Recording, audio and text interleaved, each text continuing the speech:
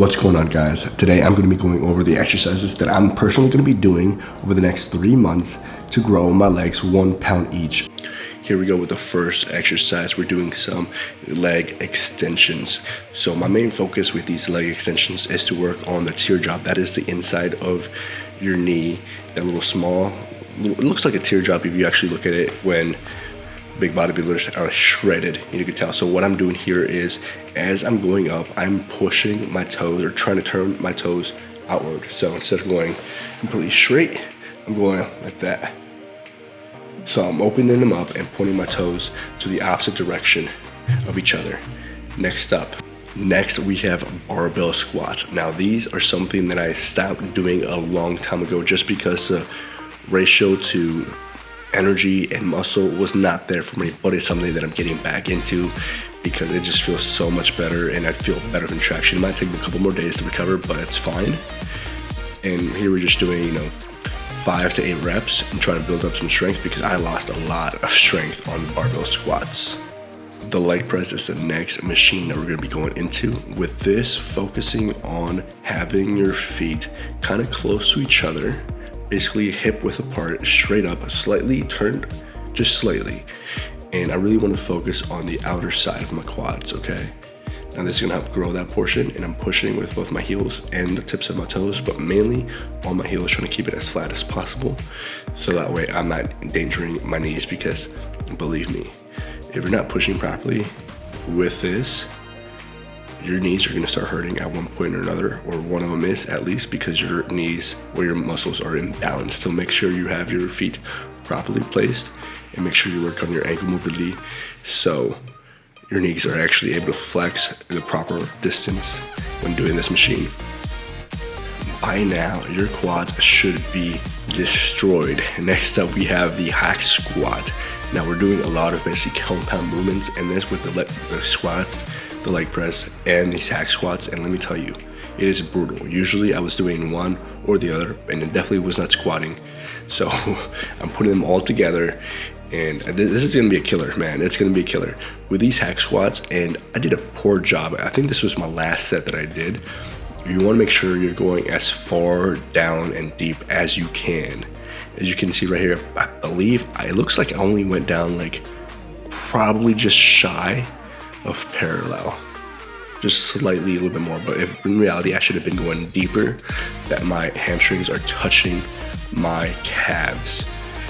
But as you can see right here, my legs are just destroyed and I need some time to recover, and wow, it was brutal, let me tell you. Next up is hamstring RDLs. These are fantastic for overloading your glutes and your hamstrings. I know there's a couple of different ways to bias one or the other, but ultimately they're both gonna be burning. And as you can see, and I can't preach this enough, make sure you're taking every single set to failure. As you can see right here, when I'm about to finish up, I'm about to like fall down on my ass as I put down the weights. What is it? I think this is the last set, or last rep, I mean. But make sure you're going to failure. That's how you're gonna see the most growth. Going to fail. Oh, yep, see, I almost fell on my ass right there. Caught myself. Second to last but not least is the hamstring curls right here. Make sure you're keeping your toes pointed towards your body, as in pointing them down, flexing them up. If you're just sitting down right now, just flex your toes up and just try to keep that motion so that way you have more bias on your hamstrings, okay? And wow, the pump was unreal, especially doing these after the RDLs. Wow. And again, make sure you went to failure. As you can see right here, I'm unable to do another set or another rep, okay? And I'm technically supposed to be doing calf raises, and I'm pretty sure I did calf raises after this exercise, but I did not record them just because they're calf raises, you just gotta do them, unfortunately. And it's something that I'm actually working on every single day that I'm working out. I do calves at the end. You should too, grow them with me. Don't forget to follow, subscribe.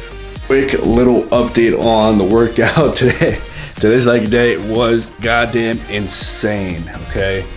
My legs are sore, they're tired. I am training muscles that I have not trained in a very long time, and I feel it in my ass, my hamstrings, and in my quads. it was a very, very difficult workout. I wanted to quit halfway through, but I pushed through because you know what? We ain't no quitters around here, all right?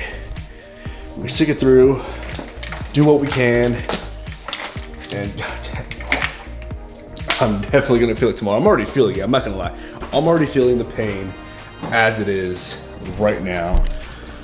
And I'm goddamn exhausted. I am tired.